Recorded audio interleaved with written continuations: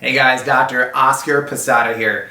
By now you've no doubt seen the story about the recent tragic death of Playboy model Katie May from a cervical artery dissection and an eventual stroke that took her life.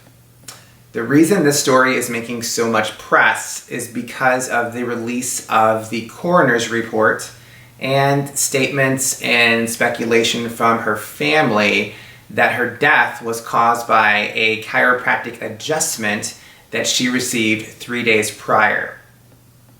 Because I value your trust so much in the office, I could not let this story go unaddressed.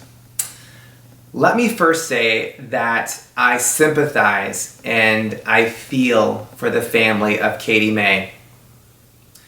But I also know what the research shows about chiropractic care and any risk of injury.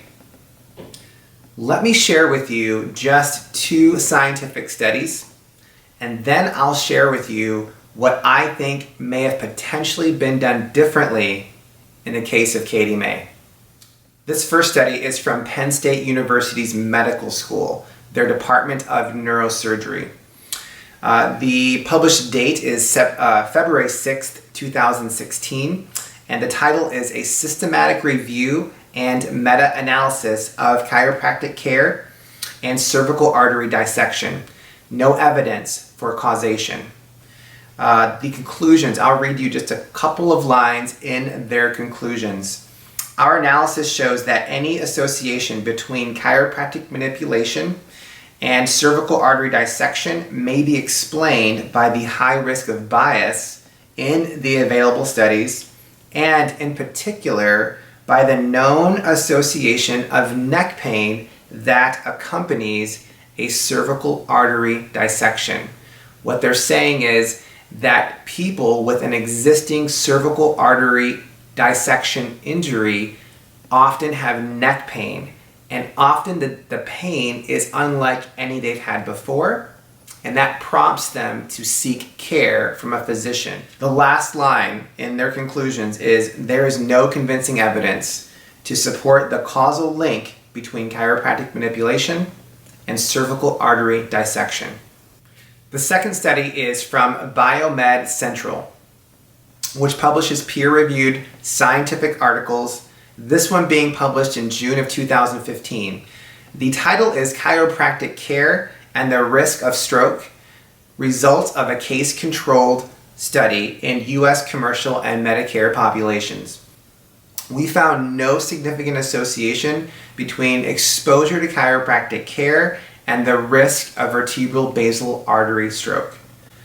I like this study because it does go into the idea of association versus causality. And what that means is that 2 things can be associated with one another, but one does not necessarily cause the other. A good example is right now it's fall.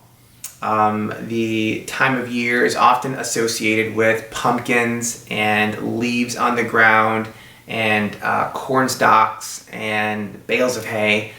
All those things are associated with this time of year, but pumpkins don't make the leaves fall to the ground. They're just associated with one another. I'll read you some of their conclusions. Any positive association between the primary care physician visits, in this case the chiropractic visit, and a vertebral basilar artery stroke is most likely due to the patient's decision to seek care for the symptoms of an arterial dissection. And they note the symptoms being neck pain and headache. I'll read that last line one more time.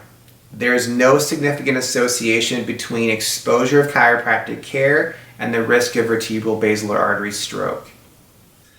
So what could have been done differently for Katie May? Now, although the research is very clear that chiropractic care does not cause cervical artery dissections, this is very important. Anyone, including a medical doctor, can miss one in progress. Unfortunately for Katie May, her injury went unaddressed. At Core Chiropractic, we know the signs of these types of injuries in progress, and we look for them, and we err on the side of better judgment. I felt so strongly in making this video to assure that you and your family are in good hands, that these types of injuries do not occur in a chiropractic office, and that you can continue to put your trust in us. I love you guys. I appreciate you guys. It's an honor to serve you and your family every week. God bless you.